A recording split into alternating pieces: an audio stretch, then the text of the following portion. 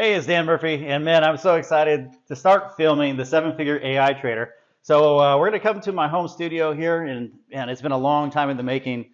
27 years to be precise. Spent over $6.2 million on this project. It's just going to be me and you. We're going to film in my studio here real quick, and spend a few hours together. It's going to be a whole lot of fun. I can't wait to share with you everything I've learned over the past 27 years. All right, so what we're gonna do is we're gonna have chapter one is going to be like a boot camp. So I'm gonna be your drill instructor, and what I have to do is I have to dispel a bunch of myths, and I'm gonna do it very quickly, and then I'm gonna go ahead and get into exactly what works, and it's an entire progression.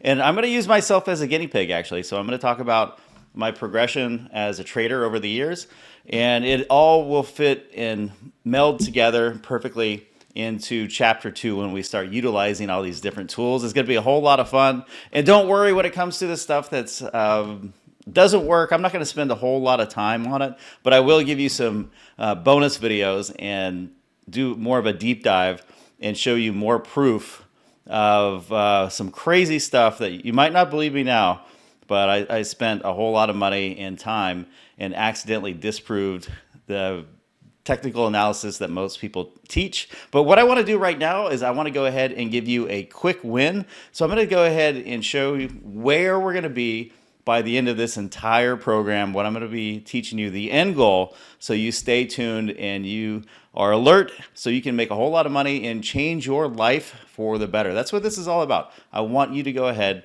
and have a slice of the pie as well. And I see some really big things coming in the future, especially with AI. I'm not a doom and gloom guy whatsoever. And so let's get started. All right. This is what we're trying to accomplish right here. We want to see, so this line right here, this is a simulation. This is showing 82% winning months, 51% average annual gains. That's compared, by the way, I need to set some benchmarks here. The S&P 500, which is a simple index you can invest in, returns about 9% on average, mostly due from inflation. If you're returning 20% per year, you are world class. You're going to get a lot of money thrown at you to manage that. You know, when you start getting over 50%, we're in a new territory here. And so this is where we're going to end up as we go through all the different chapters. And you stick it out with me. So I want you, like I said, I want you to pay attention. Look how consistent these gains are. They're very steady. You don't see giant outsized gains. You don't see giant losses either. I want nice and steady Eddie. You know, there's a lot of people will focus on a lottery ticket and they'll say, oh, go buy this meme coin or the next Bitcoin or something like that. And if that's you, sorry, I can't help you out. This is for people that are more mature and understand that life isn't about getting a lottery ticket and winning. It's about staying consistent and keeping your money. Keeping your money is extremely important. I can't tell you how many people, they seem like a genius. You know, Warren Buffett says, you know who's been swimming naked when the tide goes out? And maybe they made a bunch of money in Bitcoin, but then bam, it crashed 90%. That's what happened with, there's an ETF, GBTC. It crashed 89% from its high to its low. And who's going to hang on for that ride? That's insanity. So we look at some, for further proof. You're going to hear the word proof from me all the time during this course, because that is what turned everything around for me. And we can see over 82, almost 83% winning months. And we'll look at some of these numbers, but I don't want to bore you. I want to go ahead and start with a quick win here and talk about compound annual growth rates, 51% for this strategy. I've seen, it's kind of a topic for another day, but some of our programs over 100%. You know, it's going to be more volatile, but I've seen over 100% compound annual growth rate, which I never thought was possible before. And it's really hard to have steady profits and really high gains, but it is possible nowadays for a variety of reasons. I'm gonna tell you all about it. Like I said, I'm gonna do a brain dump of all the 27 years I've been doing this. Spent $6.2 million on this whole software project, and this is Portfolio Boss, and I hope this is something that you would be using, but it is not required with the course. But there is a trial that you can go ahead and have. It's a free trial. It's somewhere on this page and you'll be able to use that along with what I teach. So it'll definitely help you out, but not required. Okay, so why should you listen to me besides spending all that money? Like I said, I've been doing this 27 years, so it's more than half my life. It started in 1997. And I also wrote The Relaxed Investor. I've written several books on trading, I think 5 or 6 of them, and including one on Bitcoin, which is kind of silly. I don't think that's on Amazon anymore. But I'm really into proof of concept, proof of trading. I did a lot of hard work to make all these concepts available to people. And so the reason why The Relaxed Investor had over 500,000 downloads is because I did really hard work, research all the way back to 1926. And I guess people really appreciated that. They saw proof of concept, and then they shared that, and it went viral. So pretty cool. I also started $1 Million Target. And the rumors were not true. If you go on our Trustpilot page, we're 4.8 stars out of 5 right now. And one of them says they remember me taking 10,000 and turning it into $1 million. But no, I started with $100,000. Okay, so I took that money and then I invested it into AI. I knew that was coming, and so I decided to put my money into we went way over budget and way over time. It took many years to get to this point and many millions of dollars. But I bankrolled that money into software and hired a whole bunch of people. It's not just me and a couple of people. We have over a dozen people at Portfolio Boss. There's a lot of behind the scenes work that goes in programming and keeping the software running and improving it all the time. And so that's kind of my story. But the way that I want to teach this in this boot camp is I want to use myself as a guinea pig. And I want to tell you about, I was arguably the world's worst trader. And so what's going to happen, I'm going to share with you how I started. You won't believe the story. It's just crazy. Just the stupid stuff I did back in college. And then you'll see the progression and then where things just took off like a meteor. And that's what I want to have happen for you. So the year was 1997. And I decided to read a handful of books on trading. That was kind of the big rage at the time because for the first time you had the internet and you had companies like E-Trade were offering lower commissions, and it really drew in a lot of suckers like myself at that time. And the reason I can call myself a sucker is I took out a $2,000 cash advance to trade options in the stock market. I know. Ridiculous things that I've done in my past. Hopefully I don't do anything that stupid as I go into my future self. But at the time it seemed like a really good idea. Just you read these books and they make it sound so easy that next thing you know you're going to be this multi-millionaire trading and have this lifestyle on the beach sipping pina coladas. That's kind of how they sell the dream. And maybe I would not have got into this if I didn't have the dream sold to me. But the reality was very harsh, very quick. Not only did I have to pay these high interest loans and penalties, but then I ended up losing it within 3 months because, I started following the news. I was even subscribed to this service where they would, it was like an old, one of the first text pagers back in the day. They would try to quickly get you to trade the news, but unbeknownst to me, they already had computers that were set up to do this back in the late 90s. I was so outclassed and outmatched. I had no idea what was going on. So I blew out that account. And then I raised some more money. I decided to go ahead and trade penny stocks. I figured those don't expire. And so I read a couple interesting letters about them. And there was a couple companies that were supposed to be the next, like the Walmart of collision repair. And there was another one that turned out to be a total pump and dump scam. And basically, sure, those didn't expire, but they basically went to zero. and were just kind of sitting there in my account. Then after all that, then I decided to follow some professionals, some gurus, but they didn't know what they were talking about either. And for reasons that I'll reveal to you in a bit here, the markets actually changed. So there are probably some gurus that you still listen to now. They're old school, and they don't realize that the markets had completely changed in 1982.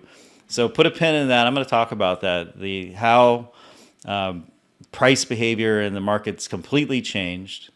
And after that, it's like, okay, these gurus didn't work, and it just seems like no one can outsmart the markets. Let me look at price behavior. I was kind of sold on all the emotion of traders is built into the price of the stock. I'm like, oh, that seems kind of reasonable to a 20-something-year-old man that's in college. Maybe not now, based on a lot of experience. So you read things like technical analysis of stock trends. That's from Edwards and McGee. Did you know that actually was published in 1948 before computers? So that's basically where it's like the lines on charts. You have the head and shoulders patterns, double bottoms, double tops, ascending wedges, flags, and all this stuff. And it turns out that that's all subjective. There's nothing objective whatsoever about any of these patterns. And in fact, you could recreate these patterns with a random number generator, which I have done inside of Excel. Humans, we are pattern recognition machines. And so we see patterns in clouds, for Christ's sake. Speaking of Christ, I've seen a piece of toast that looks like Jesus. And so we're pattern recognition machines, man. And to take that even a step further, I still thought that maybe this worked. Maybe it just needs to be more sophisticated. And so there was Elliott wave, and again, that was before computers. And he'd come up with this whole story about Fibonacci levels and whatnot, which I've completely disproved all of that. 0.6, 0.8, and all that stuff. No, the actual numbers are going to be 2/3 and 1/3, show up all the time in numerology in the stock market. The S&P 500 bottom was 666. I don't know if that's the devil or whatever, but there's other ratios that I'm going to talk to you about in the basic building blocks of this program here in Chapter 1 of what does work. But let me continue here as we head into what actually works here. But yeah, Elliott wave didn't work. I'm going to actually give you a bonus. I don't want to talk about it right now because we need to quickly get on to, instead of what doesn't work, what actually works. But I spent $300,000, 18 months. That doesn't include my salary either. And there's 2 other employees and a bunch of supercomputing time. And we accidentally, you've heard the rumors that someone's disproven all that pattern stuff. That was us. So I will never get that 18 months back. This is the best way to practice science, by the way.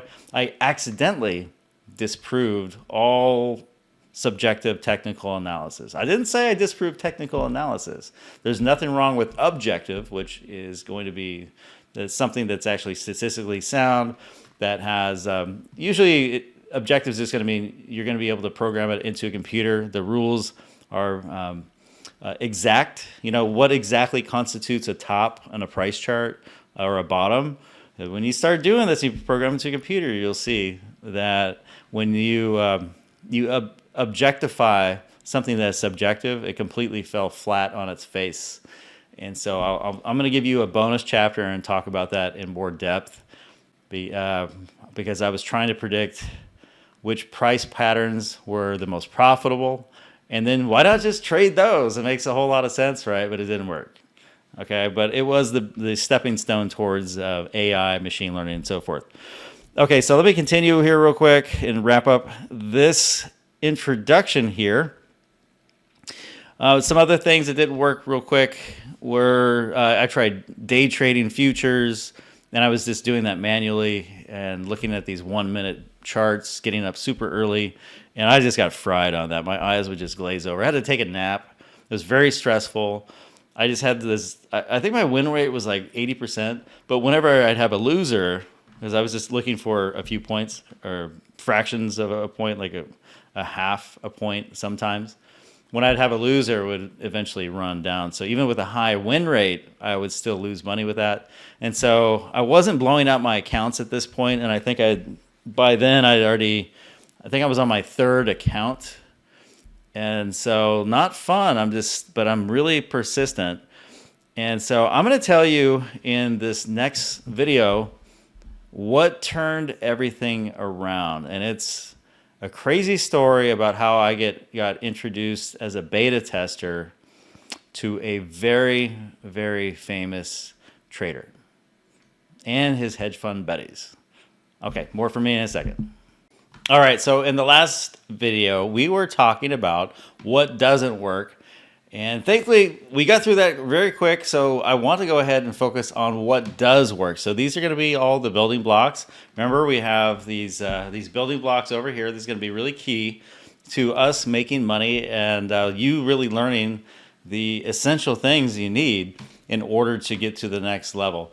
So again, I was treating this like a boot camp. We've already talked about what doesn't work. So now we're going to go ahead and talk about what does work. And in the last episode, I did leave you with a cliffhanger. And I was telling you that I got my chops with a famous trader. And it turned out to be one of the original turtle traders.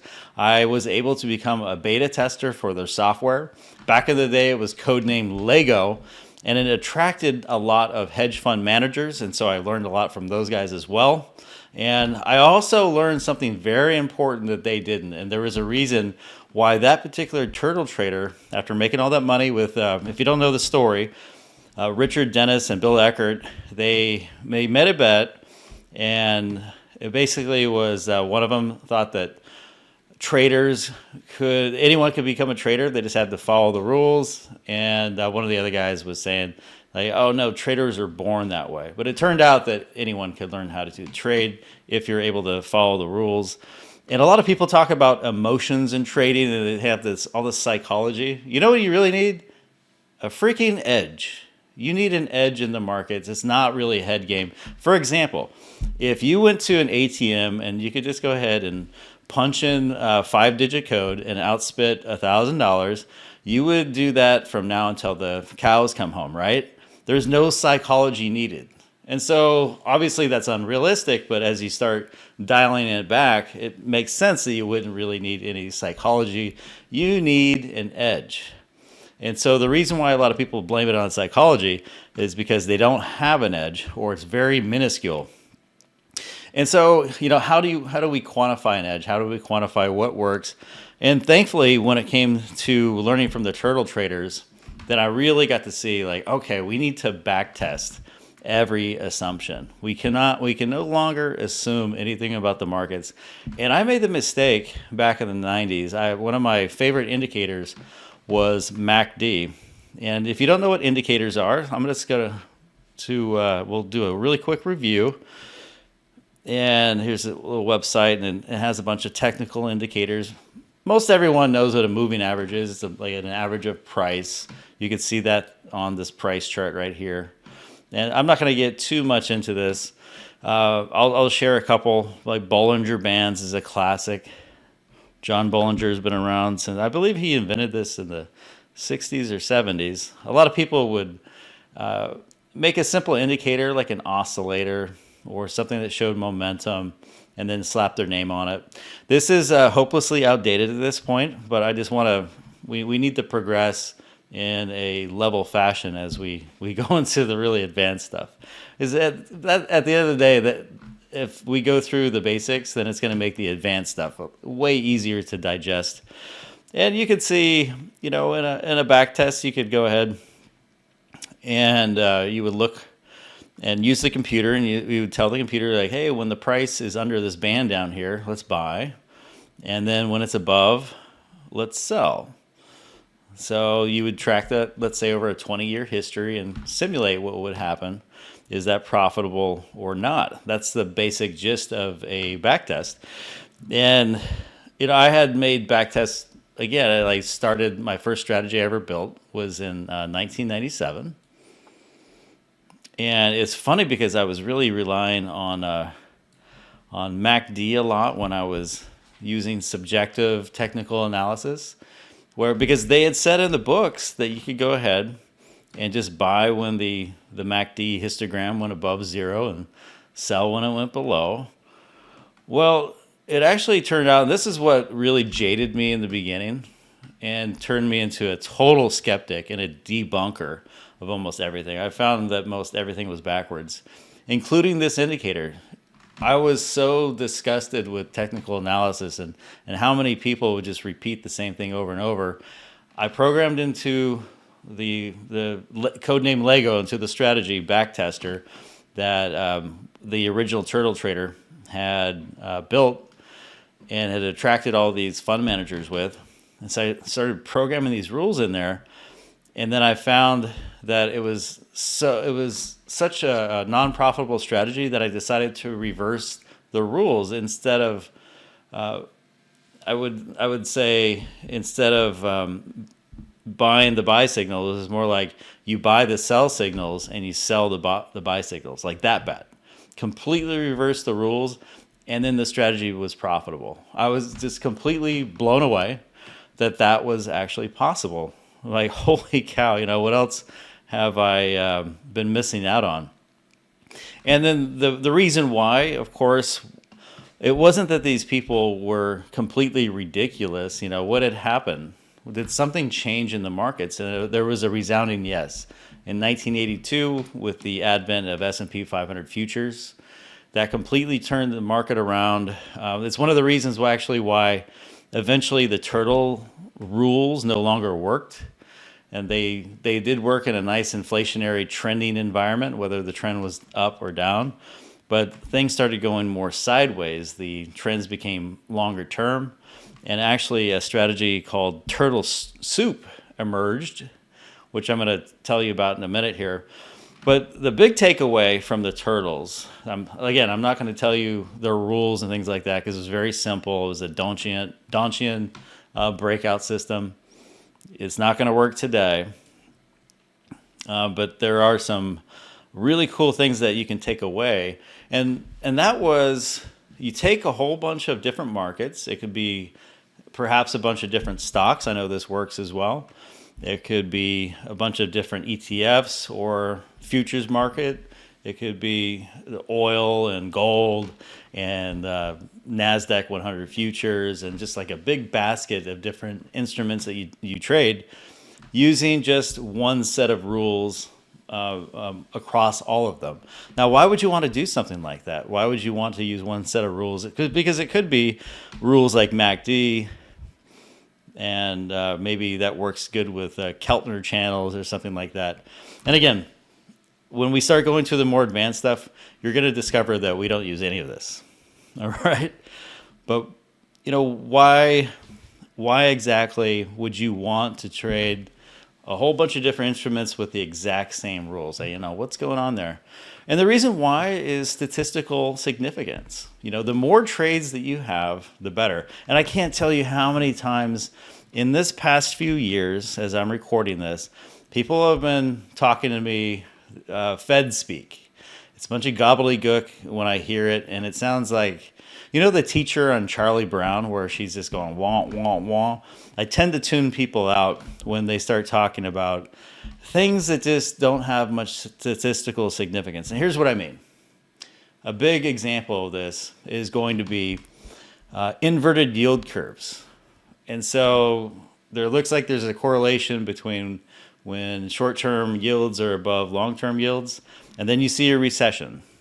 But then you start counting how many times it's happened, and I think it was some small number, like 16 times in a certain amount of history. And even people manually just eyeball charts like that, and they failed to see using their eyes that these inverted yield curves did not always result. It was not 100% that led to recession. In fact, one was during a raging bull market in 1995. And I point that kind of thing out, and I get hate for it. But my bank account is a lot fatter, and hopefully yours is after this as well, to where you really learn. You want to see hundreds and hundreds and hundreds of trades using the same set of rules. Whenever I see something like 100% of the time this has happened, and I go, what's your sample size? And it's like 5, But you don't understand, Dan, 100% of the time when this happens, I'm like, look, take a time out, take a deep breath for a second, because I remember going through this. You remember in the very beginning, I showed you all the BS that I've been through, and I thought the same. But what did I tell you? I learned a lesson, and I wanted to impart that lesson. I was at the gym, and they were talking about all these cryptos, and it just totally reminded me of the fact of the penny stocks that I'm trading. All right, enough of telling you about it. Let me show you what statistically significant looks like. Let me walk you through Portfolio Boss. This is a strategy I released many years ago. It was one of the first using machine learning to discover trading rules. And so if I look on here, you're going to see that it's actually trading all the stocks in the NASDAQ 100 and the S&P 500. So that's quite a few.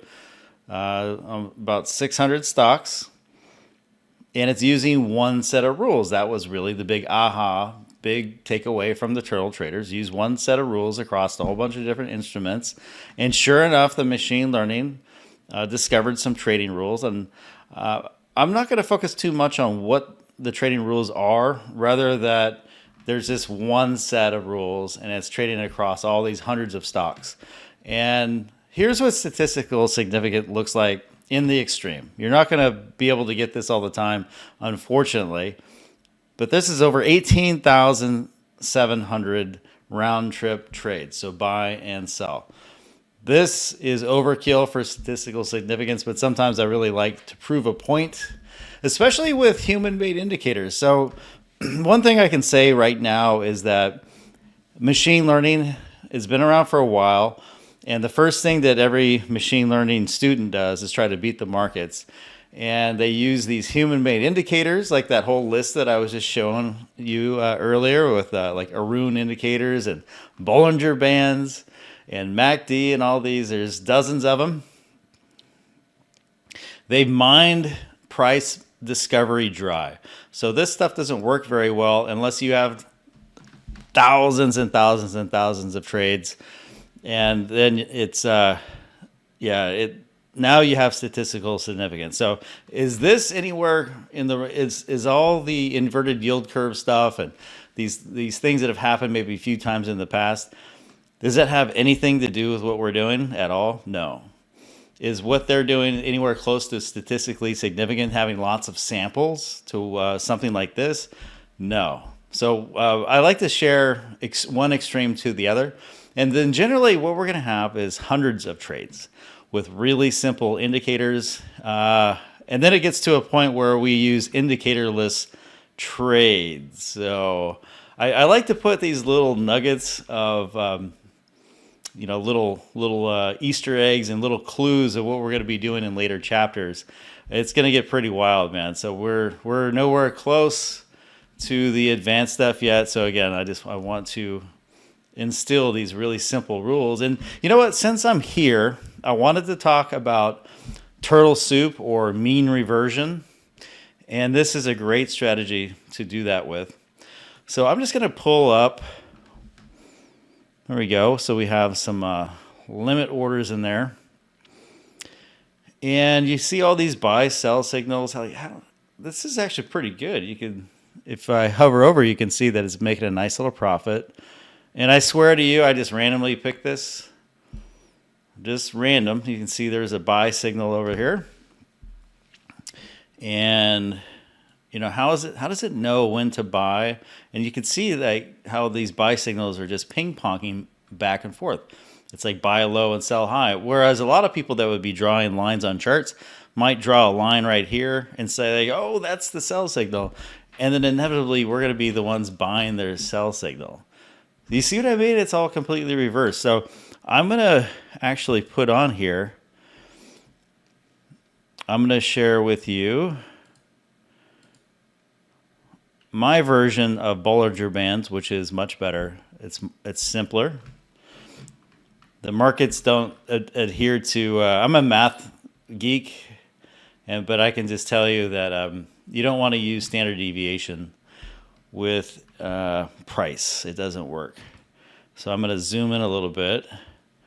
So you can kind of see these bands that are going on right here. And what constitutes these bands? It's really simple. Look at this rule right over here. And it's basically saying that when it's time to, let me start with the buy signal. I was purposely hiding this so it doesn't look too complicated because I've got some weird stuff in here in this strategy. Let's ignore all that for now.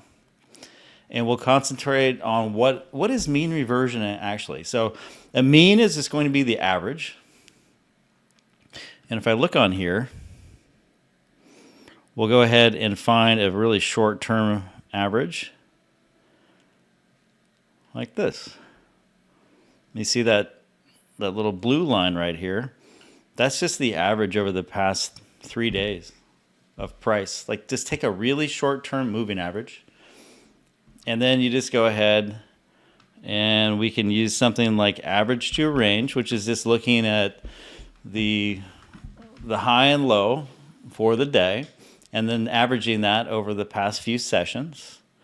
And then that can actually create a band for you.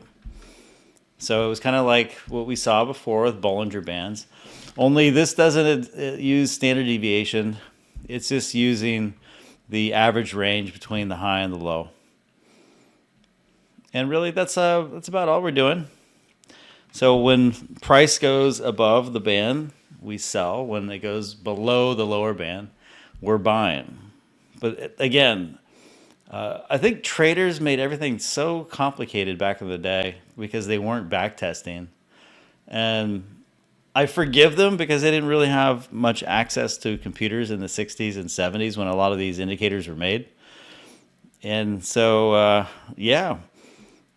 Very simply put, we are buying very short-term weakness and then selling very short-term strength. But it's not like these gains are extremely small here. You can see as I hover over here, this is a 2.7% gain. This one right here is a 3% gain. This really starts to add up over time. And as you can see from the back test, pretty dang smooth over the years. This strategy, I believe it came out before. I want to say it came out before the 20. Oh no, maybe it was a little bit after. It was a little bit after. But you can see how there's this pickup right here, where it actually a strategy like this makes more money when it's more volatile. And that's one of the lessons I actually learned from Jim Simons. The late Jim Simons, he was the founder and CEO of Renaissance Technologies, the most profitable hedge fund in history. They made over $100 billion. It's very impressive, to say the least. And yeah, his whole thing was you would see Renaissance Technologies during a down year would actually make more money than when the stock market was in an up year. It's just that these strategies had thrived on volatility. It's actually very cool. Okay, and next up on our list of building blocks that we really need to understand as we move forward into the seven-figure AI trader is a discovery that I'd made that became wildly popular with my book, The Relaxed Investor. And what had happened is I had heard rumors about this book that had a bunch of quotes in it all the way back from 1926. And this was back in 2013. It was hard to get this data. I believe it's still pretty hard to get it, but what I did was actually order it off of eBay, and it arrived a few days later. And inside, it was just a dusty book. It was just totally messed up, and I had to get it transcribed by hand. And so take all the different chapters that were in there in the appendix of this book, and I was able to transcribe a bunch of stock data and bond data. And I was able to feed all that into the computer and run one of the longest back tests at the time, from 1926 all the way to 2013. And what I discovered was something really unusual. So I'm going to share with you something that I created using this discovery. And let's say I call this the Atlas order. Now, what I was sharing with you earlier was basically using one set of rules against a whole bunch of stocks or ETFs or whatnot. And that's pretty much what the turtle trades were all about. But what I found was that you could actually rank the different instruments and just trade the top ranked instruments.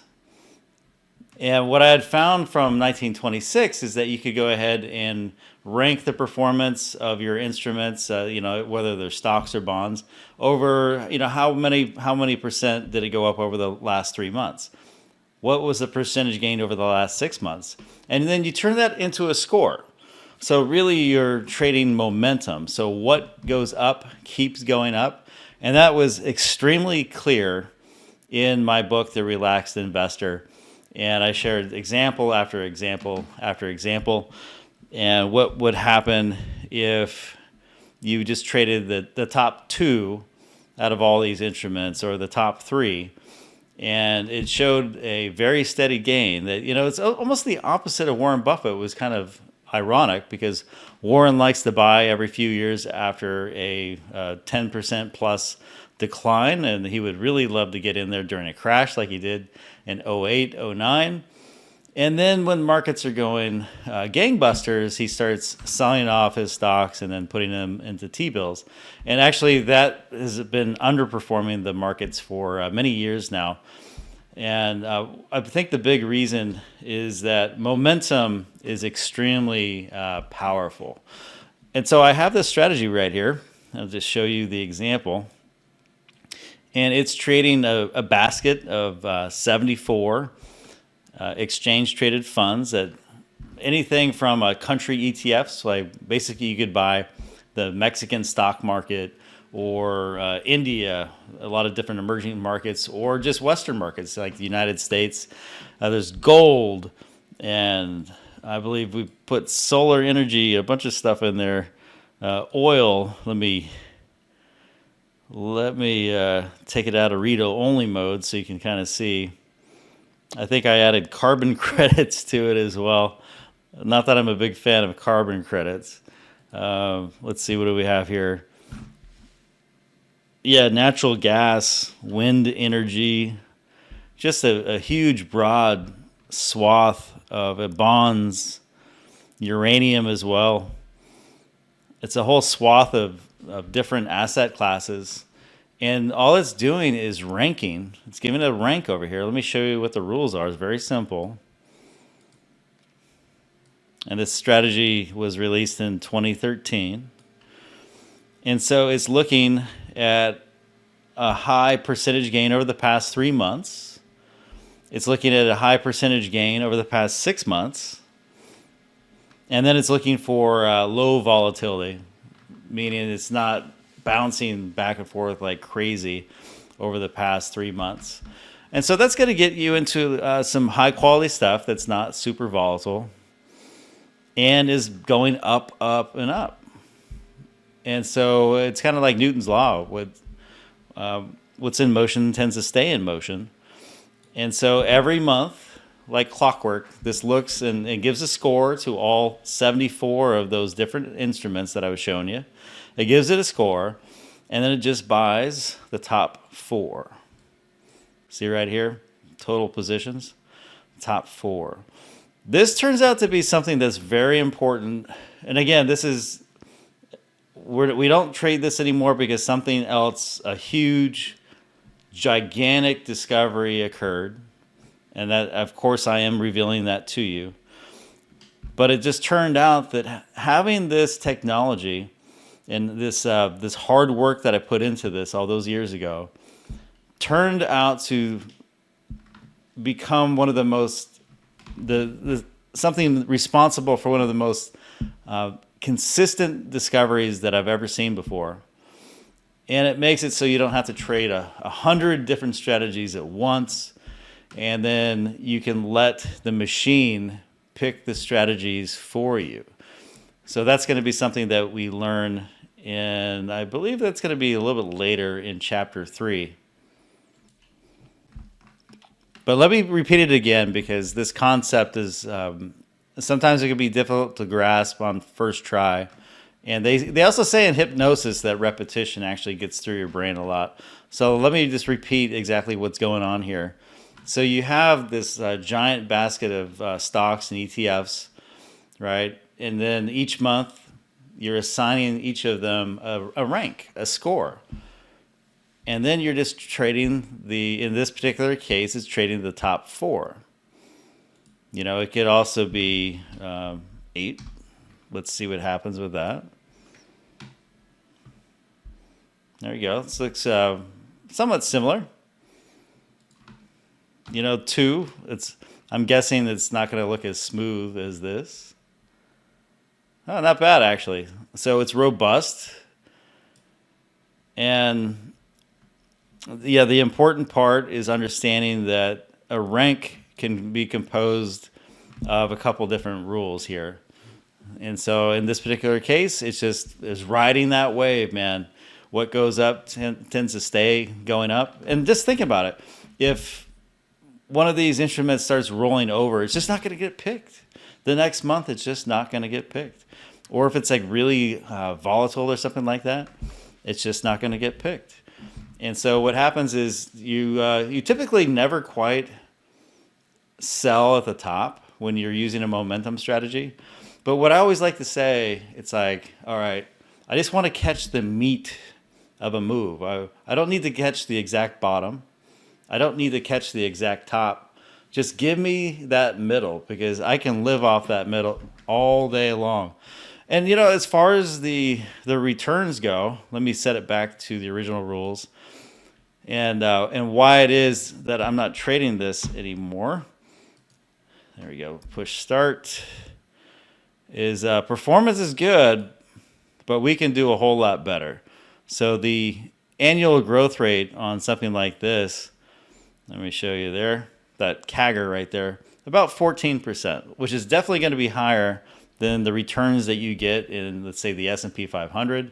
Not only that, but as we get into chapter 2, we're going to learn a lot more about metrics and what really matters the most.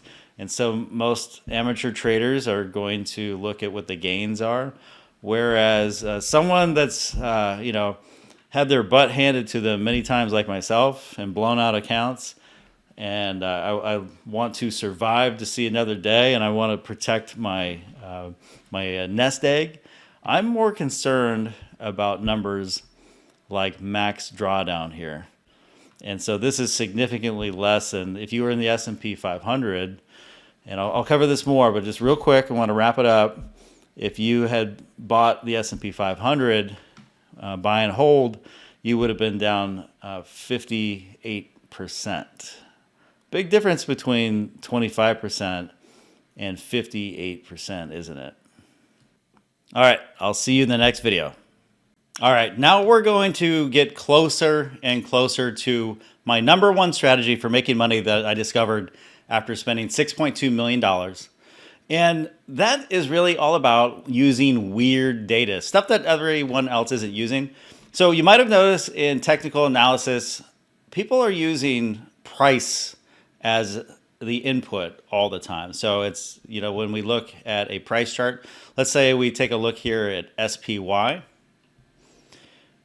And you'll see these, you have the open, high, low, and close for price and volume, things like that. And that's basically what people are feeding their machine learning and trying to beat the markets with. And it works to a decent degree. But what I've discovered was something that Larry Williams had wrote about years ago. I think I read his book in 2000, around there. And he was talking about using the commitment of traders, which is from the government. And it is showing you how people are positioned in the futures market. And what's really interesting is that there are actually 3 books written on the commitment of traders. And let me see if I can pull up. This is the government's website. They're over, I believe they're in Washington, D.C. And so the CFTC is in charge of monitoring the futures market. And you remember I was telling you how the crash in the S&P 500 futures market, or the crash from 1987 was caused by the futures market? Well, it was. And so I have a lot of evidence that showed that people were piling in to these S&P 500 futures and were way, way over leveraged. And that's why the markets fell apart. It was like a snowball going downhill. It just got worse, worse, and worse, and worse until the circuit breakers popped, and then things righted back to normal. And the markets went right back up over the next several months. And so this is required. If you have more than 1,000 contracts, you're required by the CFTC to disclose how you're positioned. So that you have to tell, if you're a firm trading or a hedge fund or whatever with more than 1,000 contracts, you have to tell them, hey, I'm long this many contracts, or I'm short this many contracts. You know, I could be in wheat or S&P 500 futures, the E-mini S&P 500 futures. There's Bitcoin and all this stuff, bonds. And what I found, and this is not going to come to a surprise to you since you've already finished some of my previous videos here in chapter 1, and you won't be surprised to find out that all the books were wrong. Larry Williams included, they were all wrong. They're always concentrating on large traders, and they're looking at commercial traders. Well, it turns out, and I'll share with you this little tidbit here, and this is directly going to lead into the next thing. Okay, so stay tuned. If you might have heard this from me before, but if I go to the Chicago Mercantile Exchange, which is where S&P 500 futures are housed, and I can go down this report to about the middle, and then I'm going to go ahead and find, let's see, go down a little bit more, and I'll move this over so you can see a little better. There we go. And we're going to find the E-mini S&P 500 futures. It used to be floor futures were a great predictor up until, and this is probably why a lot of people haven't caught on to this, and because I've been at this game for so long, and I recognized that in 2010, the pit futures market actually went over to the E-mini market, electronic. And so it really switched everything around. But here we go. So here's the E-mini S&P 500. You have these non-commercial traders, commercial, and then you have non-reportable, which are people that are less than the threshold of 1,000 contracts. And it just tells you there's over 2 million of these contracts that are open. That is huge. It's billions and billions of dollars worth of these futures. They're very, very popular among traders, day traders, hedge fund managers, and people like to hedge. And on a weekly basis, this report comes out every Friday at 12:30 p.m. Pacific, unless there's a holiday. But here's where Larry Williams, they got it wrong. And what actually matters are these non-reportable positions. So I called it the smart money indicator back in the day, and that was kind of a misnomer. I was kind of throwing people off the track. These people are terrible traders. These are your average, your dentists and doctors, and people with some money, but not billions of dollars under management. And when they start trading in mass a certain direction over, like there's a spike in buyers, then you can get ready for the S&P 500 to actually sell off. And it makes sense because these are the least informed people, and they tend to get on board late in a trend. They don't anticipate too much. They really follow what's going on in the news. And then when there's no one else left to buy, the market has to go down. There's no more buyers. And so the opposite happens as well. When they are selling in mass or even selling short, and maybe they're hedging their position or just trying to make money on the downside, they even are day traders as well. Well, it turns out that they are very, very wrong. And one of the biggest calls of my career that really put me on the map was back in 2009. I called the bottom. It was actually April 1st. I was at lunch with a buddy, and he was telling me how he just liquidated his 401k because he ran out of money. And I didn't have the heart to tell him that it was one of the biggest sell-offs I'd ever seen in the futures market, meaning that the upside potential was extremely large. And sure enough, that single trade within a few months was up 36%. And then I'll go ahead and share with you now. And let's switch over to the strategy itself. And you can go ahead and see that. Let's go all the way back when, right? 2009. So it's not going to be perfect, but you know, like 2008, you see how before this huge decline, it tried to buy. I remember this so well. It tried to buy over here. It looked like it was going to be a bottom. And then no, during the summer, we got a sell signal. And this thing just went way lower. And then right over here, I remember this like it was yesterday. As my buddy was just, he was very distraught over what was going on and very bearish on the markets. And I remember Tony Robbins was very bearish on the markets as well. And sure enough, it rocketed up the other way. So again, are you really surprised that it turns out that traders, when they're going one way, the markets go the other? And it just shows that there's a lot of people out there. You know, that's no small number of people. Look at how many contracts are open. There's almost 300,000 long and 140,000 short. That's a big chunk of change. It's billions of dollars in wrong way money. And so I'm going to also share one more thing with you. And I'll share with you evidence that it works in the bond market as well. I've only found that it works on 2 different markets. So let's take a look there. So we'll look at smart money bonds.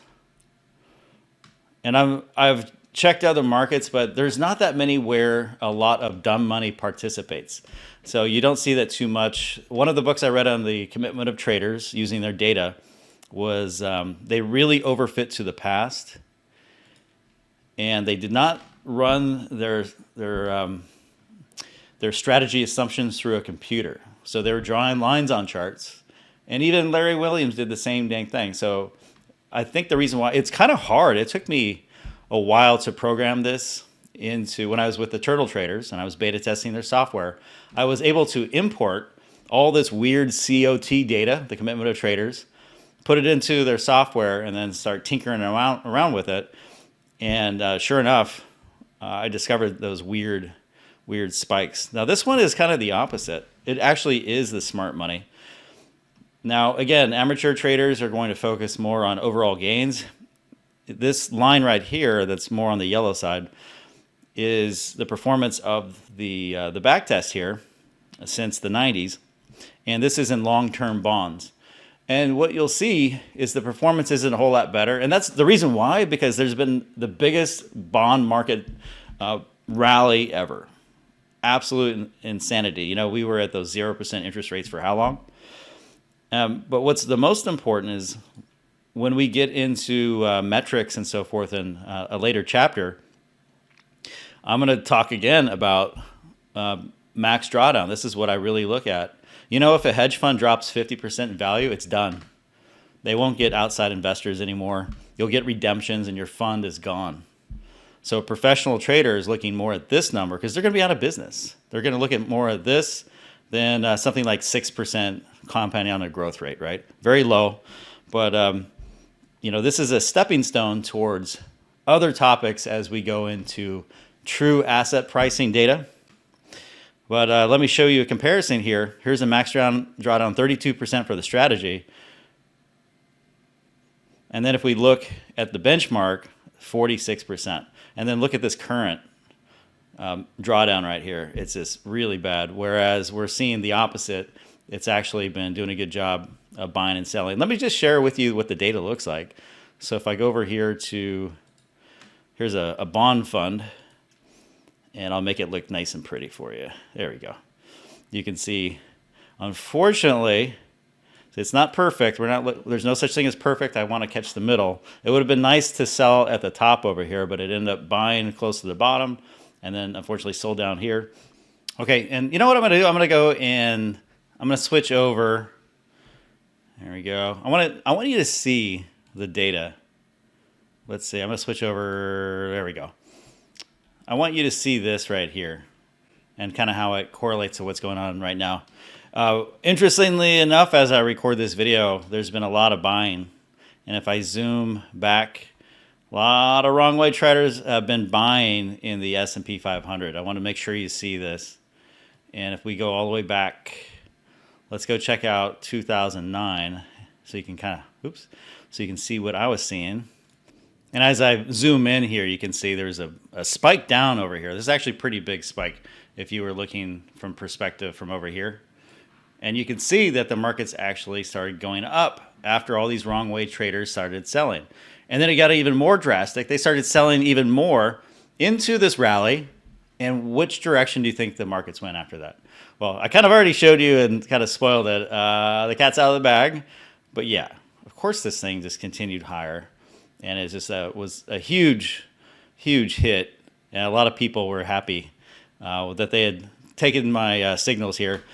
Because I think that once you start showing proof, like if you are new to tested analysis where you actually use a computer and you find proof of concept, which one would you rather have? Do you want theory, or do you want someone that went through the hard work of programming all this into a computer and then spit out one hell of an answer, which is, if we look at this back test here real quick, you know, do you want all this theory that these chart patterns work, even though they don't show any evidence whatsoever that they work?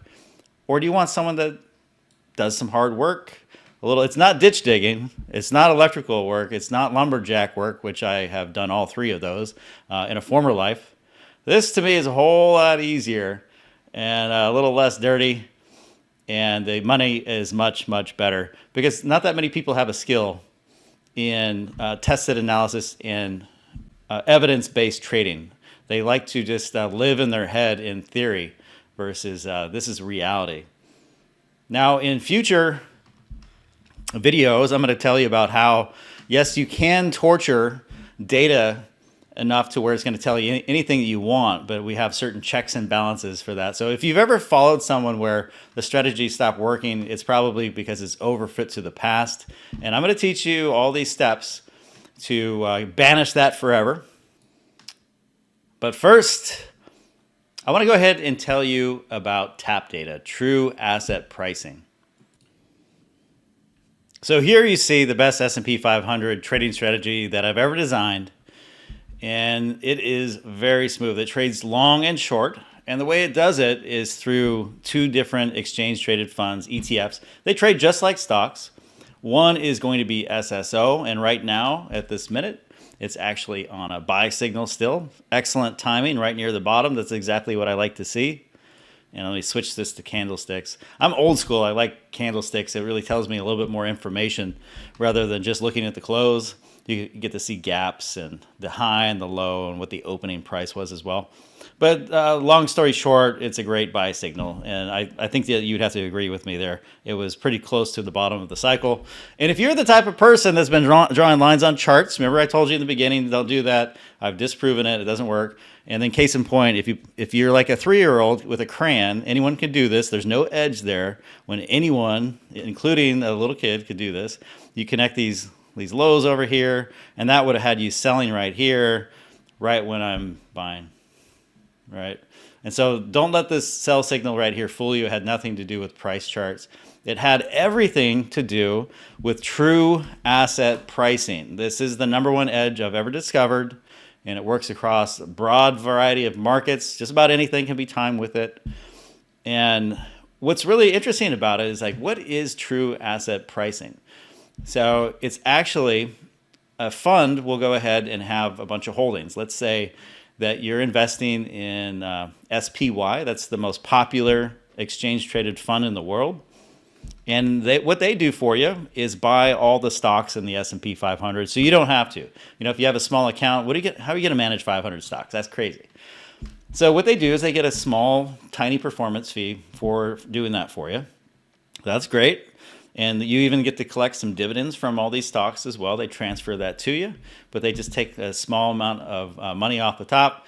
And they just using something like that would save you tons of money instead of paying 1 or 2% to a money manager. That's how they get the yachts. You know, there's that old ad, where are the customers' yachts? Well, they don't have any because they're paying their money manager. Back in the day, it was like 2% for basically doing nothing. And so with these exchange traded funds, their holdings could be worth, let's say that it was, let's make a nice even number. Let's say it's $1 billion. Well, it turns out that when you trade an ETF on the exchange, just by supply and demand of in the markets, you know, just all the market participants, you can actually drive up the price of, let's say, SPY could be worth more than the assets they actually hold. Or vice versa, it could actually be worth less. And then case in point over here, there's an ETF, and I'll expand this window so you see a little better. Right here is an exchange traded fund, and it's the premium and the discount that it has between the ETF, which is what you trade in the market, and then the holdings that it has under its wing. And right here, this is an exchange traded fund that I'm making this a zero line. Hopefully you can see that. And hopefully you're watching these videos on maximum. There's like a little square that you can click on, and then you can see all this a whole lot better when it fills up your whole screen. And so if you look at the zero line, you see how it mean reverts around there, right? Now, something really interesting happened. I first observed this with a Bitcoin fund, and I was kind of new to it. I was like, oh man, this thing has some great signals. I fed it to the machine learning, and then it started finding really good buy and sell signals. But unfortunately, what happened is they closed that fund down to redemptions, which really messed up this whole dance that you see between the price of the ETF and the value of its actual holdings. So we kind of messed with this for about 6 months, and I recruited 12 people. We call them the Dirty Dozen. And so we were in a forum, and we were just trying all these different ETFs to see if their TAP data, the true asset pricing, was predictive. Because, and I'm not talking about what we're not doing is, let's say, for example, in wheat, when the invasion of Ukraine happened, there was a sudden spike in what the value of the ETF is. There's a ETF, the ticker symbol is WEAT. And then down here was the actual value of their holdings. And so they turned out to be the dumb money. There must have been a newsletter. And again, what not to do, right? Like we talked about in the introduction video.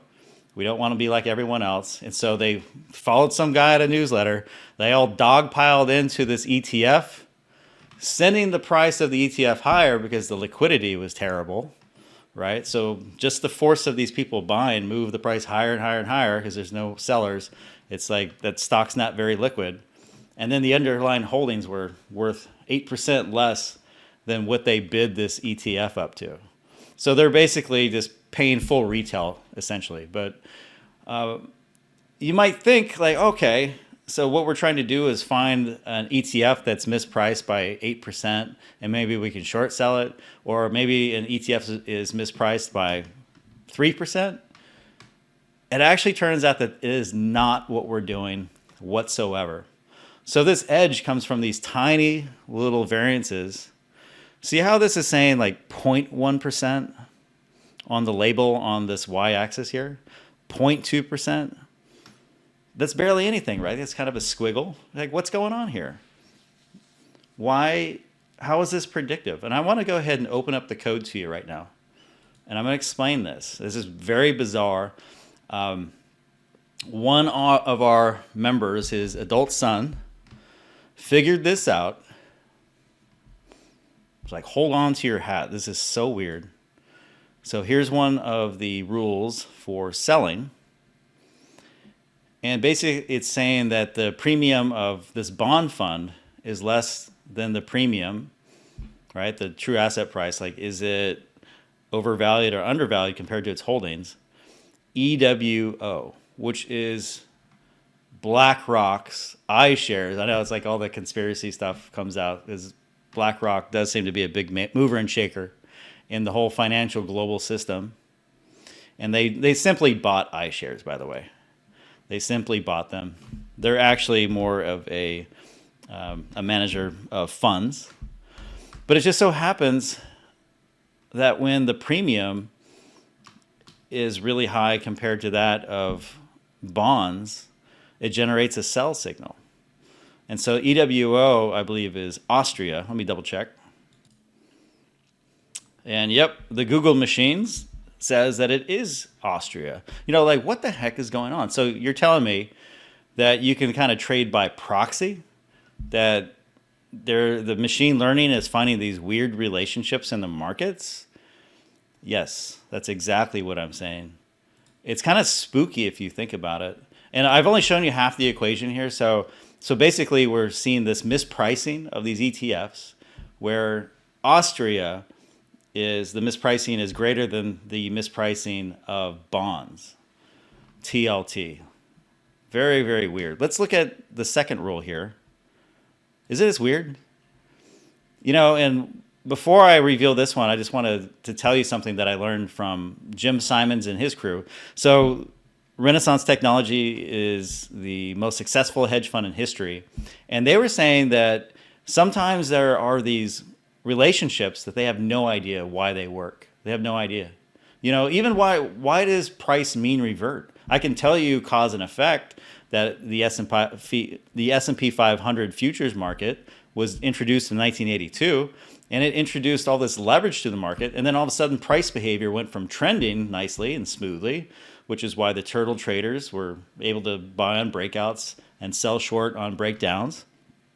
And then all of a sudden it turned into turtle soup, and it was just choppy, choppy, choppy, choppy, right? A lot like what this chart right here is, choppy, choppy, choppy. These mispricings go back and forth. But I can't tell you exactly why is it on the certain day of cycle. Like it's almost like a 1 week cycle. Why is that? I don't know.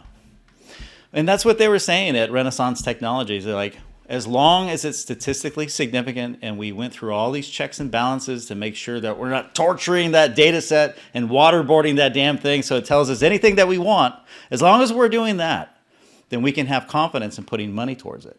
And if that's good enough for Jim Simons, the best trader that ever lived, may he rest in peace, and his crew, then it's good enough for me. And so let me show you, without further ado, the second way that this sells out of a position. And look at the timing on here. You can't tell me that this is merely coincidence. Look at this chart. Buy and sell over a nearly 20-year period. And it's going into inverse funds.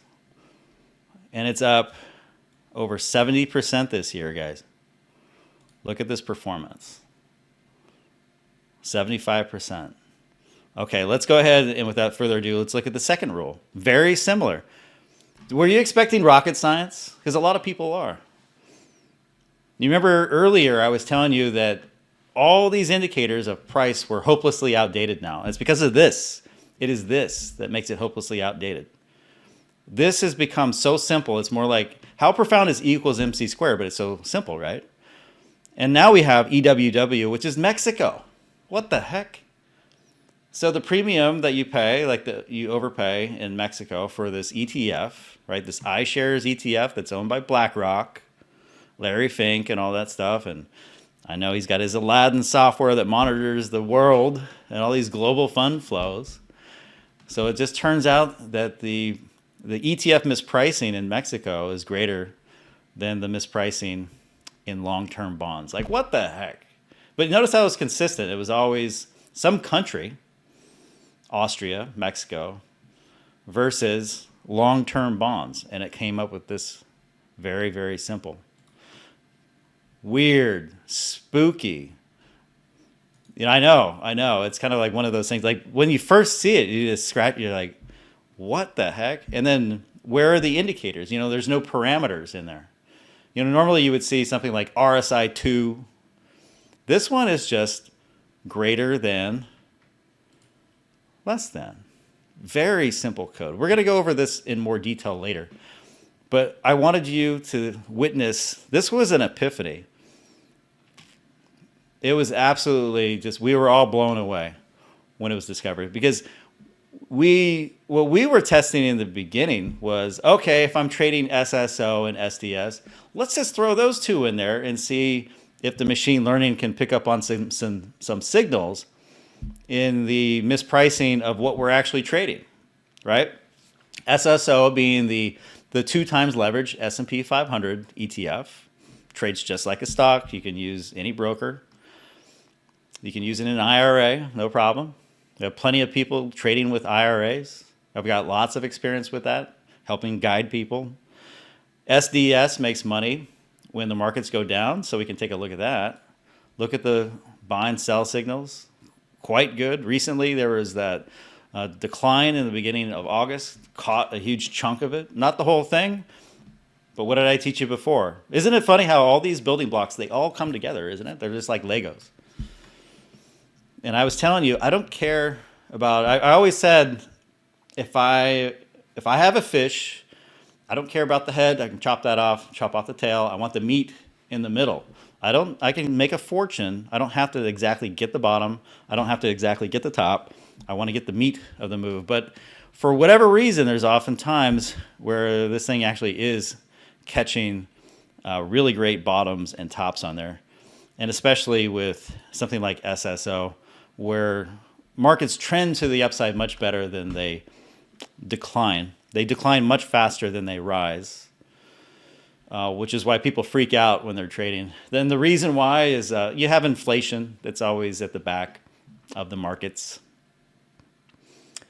But at the end of the day, what do you think? Go ahead, and I believe we had some comments enabled here, or shoot me an email. I'm not sure exactly how this course is going to be laid out, but if there are comments underneath this video, I want you to tell me about this edge. How did it make you feel? Can you believe it's this simple and this weird?